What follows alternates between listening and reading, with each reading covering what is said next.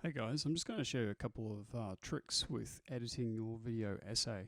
So first of all, I'm just going to play you a little segment which I have edited here, which is just introducing the setting and the art design for War of the Worlds. So just play this section. Environment. It appears dank and littered with cobweb-covered debris. The furniture is broken, the air is filled with haze, and the constant drizzle of rain contributes to the overall bleakness of the scene. The lighting design is deliberately low-key, with harsh shadows thrown across the protagonists' faces. This creates mystery and uncertainty. Okay, so what I just wanted to talk through with you was just how I went about creating this freeze frame here and the graphic.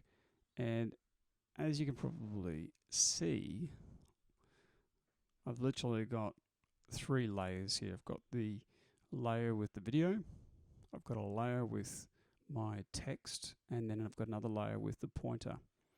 And what I've done is I've created a freeze frame that has lasted long enough to match up with what I'm sort of talking about in this scene. So I'm actually going to delete all this and then take it back to show you how this was done. You notice there when I've put this back together, there still looks like there's a cut, but in actual fact, it's just a continuous scene. The design is deliberately low key.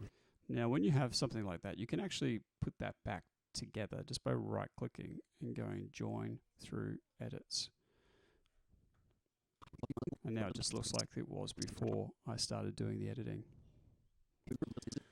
So this was a section where I wanted to emphasize this frame here. Because this is where I'm talking about the use of low-key lighting, which is that lighting style where you create harsh shadows. And I wanted to talk about the way that it creates the emotional effect by looking at the protagonist's face.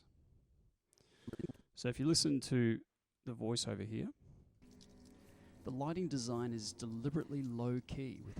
Okay, so that's the point where I want it to come in. So I select the clip. It's really important you have to have the clip highlighted. Then you need to go up to clip, video options, insert frame hold segment. Now something that's really important before you do this, if you come back down here, that green layer is my voiceover, or a recorded voiceover. Now at the moment I've got it locked, and that's what this little lock symbol represents. If you don't have that locked and you go up to clip, video options, insert frame hold segment, you're going to get a big chunk taken out of your voiceover as well. So you'll get this effect. Low key with harsh shadows. Okay, and obviously that's not what we want. So easiest solution, just undo, is just to make sure that we lock the track and then go back to the frame that we wanted, which is about there. Then we'll go to clip, video options, insert frame hold segment. Now that may not be for as long as you want. And in fact, it isn't in this situation. So design is deliberately low key with harsh shadows thrown across the protagonists' faces. So I actually want that to last a little bit longer, to about there, where I put my playhead. So it sort of lines up better with this bit of dialogue here. So what's the simple solution? Okay, so easiest way to do this is I have to move all this forward. And the best tool to use for that is located here. It's called the Track Select Forward tool. And the shortcut for that is A. All right, in Premiere, you can always find out what the shortcut key is because it tells you at the end. So select that one, and then I select all these tracks. Now, it doesn't select the voiceover track because, again, it's locked. All right, so it won't move that one forward. So then I just select that, and I move it forward to that blue line. Go back to my arrow or selection tool key, which is V, and then I just adjust the length of that. So I'll just quickly check to make sure that's okay. Deliberately low key with harsh shadows thrown across the protagonist's faces. Okay, that's fine. That's close enough. And then just a reminder about bringing in our text. So again, I'll just put this back to the start there. I'm going to select the text type tool. In terms of where I want to type this, I think this bottom area is good because it's quite dark. So I'm just going to create a sort of a text box. And I'm just going to put the key terminology for this. So I'm going to type low key lighting.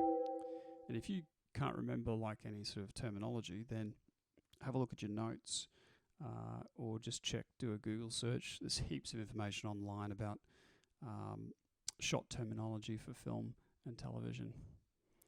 So I've got low key lighting. Now, if you weren't happy with the font or the size, then just select it. And then you click on your graphics. And you want to go to edit. So you go to edit here. And this is where you've got your editing tool. So you can always change the font.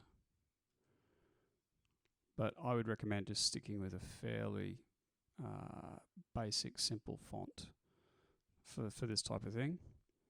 So I'll just go to something like Arial.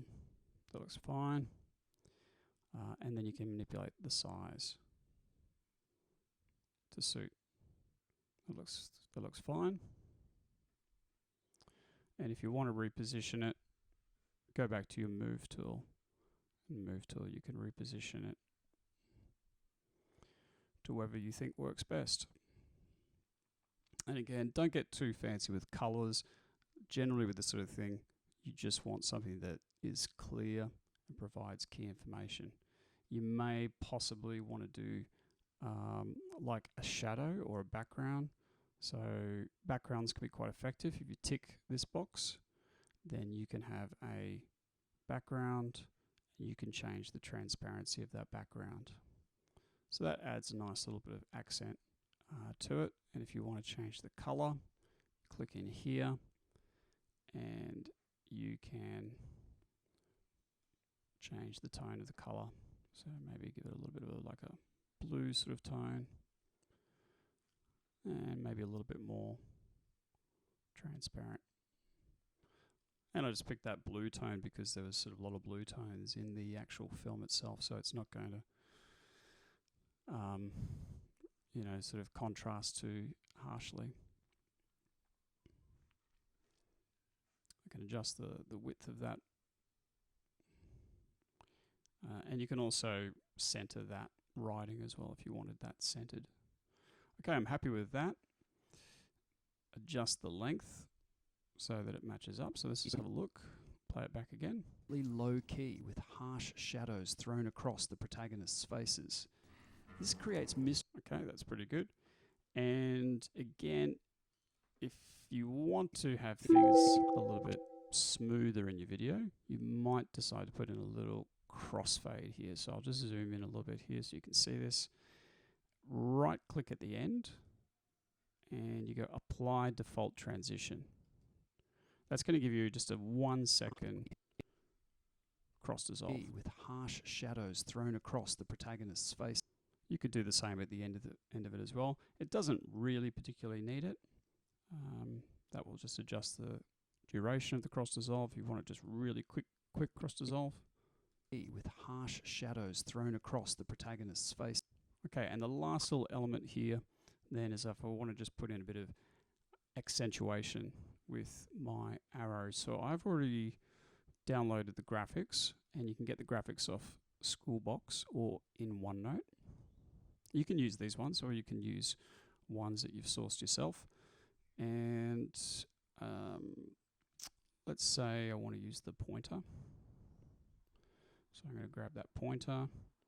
I'm going to drag it across over to here. Just the length. And obviously it's way too big. So click on the pointer. There's two ways we can adjust this. I can either go up to my effect controls, which many of you are used to. Just going to the effect controls, and then you can go to your scale tool and your rotation tool,